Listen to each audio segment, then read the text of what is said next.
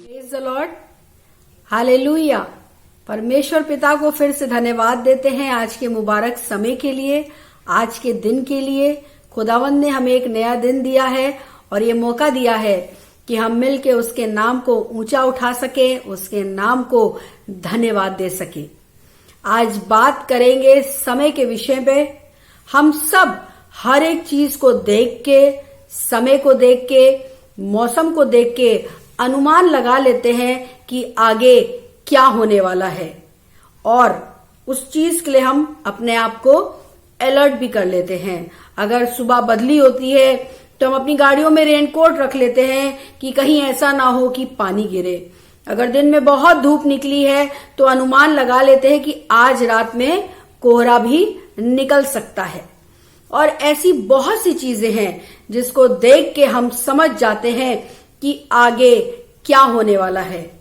पर इस वचन की बातों को सुनकर, समझकर और देखकर भी हम अनजान बने हुए हैं।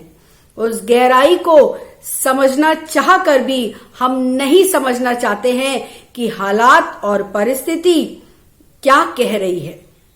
ये वक्त जो चल रहा है, जो 3 साल से ये महामारी, ये कोरोना इस संसार में फैली हुई है, और भी तमामों तरह की चीजें हैं। पासबानों पे कितनी ज्यादा परेशानियां आ रही हैं। दुनिया के हर कोने में, हर एक स्थान पर ज्यादातर ईसाइयों को बहुत सी दिक्कतों का सामना करना पड़ रहा है। ये सब बातों का जिक्र इस बाइबल में है, और उन सब का निचोड़ यही है कि खुदावंद के पुत्र यीशु का आना निकट है। और हम सब इस बारे में जानते हैं और समझते भी हैं, लेकिन उसके बावजूद भी हम खुदावंद की ओर अपने आप को नहीं फेर रहे हैं।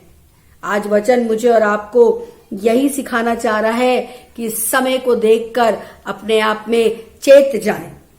लूका 12 उसके 54 से 56 आपके बीच में पढ़ूंगी। लिखा है, उसने भीड़ से भी कहा, जब तुम बादल को पश्चिम से उठते देखते हो तो तुरंत कहते हो कि वर्षा होगी, और ऐसा ही होता है। और जब दक्षिणी हवा चलती देखते हो तो कहते हो कि लू चलेगी, और ऐसा ही होता है।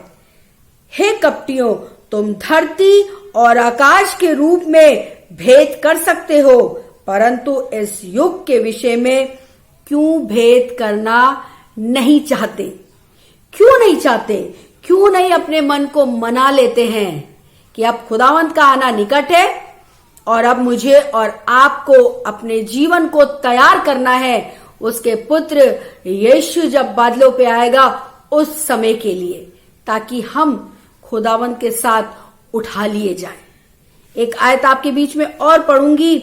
मत्ती 24 उसका 32 और 33 में लिखा है, अंजीर के पेड़ से ये दृष्टांत सीखो, जब उसकी डाली कोमल हो जाती है और पत्ते निकलने लगते हैं तो तुम जान लेते हो कि ग्रीष्म काल निकट है।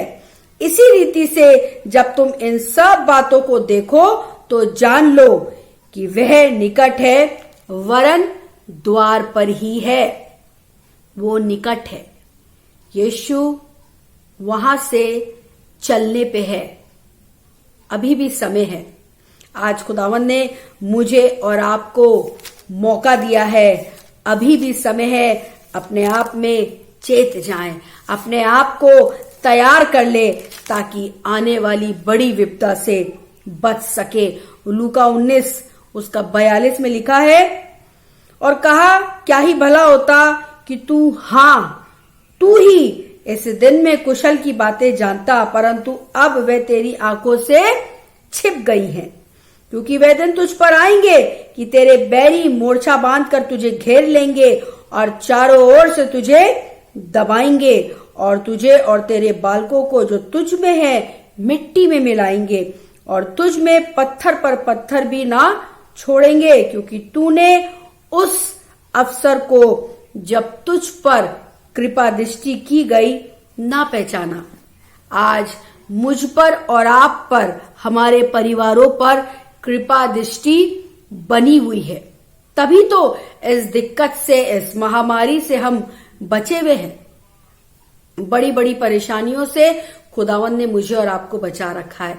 ये उसकी कृपा है। कोई हमारी बड़ी कोई ऐसी कुवत नहीं है हम में, या कोई ऐसी टैलेंट वाली बात नहीं है मुझ में और आप में कि हम लोग बहुत ही ज्यादा टैलेंटेड हैं या खुदा के वचन को पढ़ते हैं, इसकी वजह से ये सारी चीजें हमारे ऊपर नहीं आ रही है। नहीं, ऐसा कुछ नहीं है।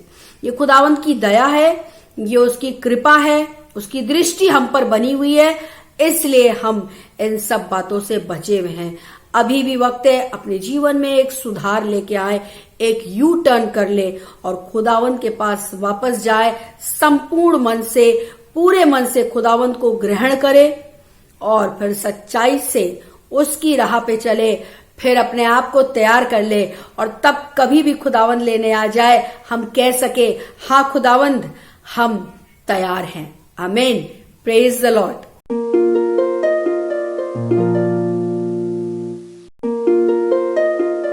thank you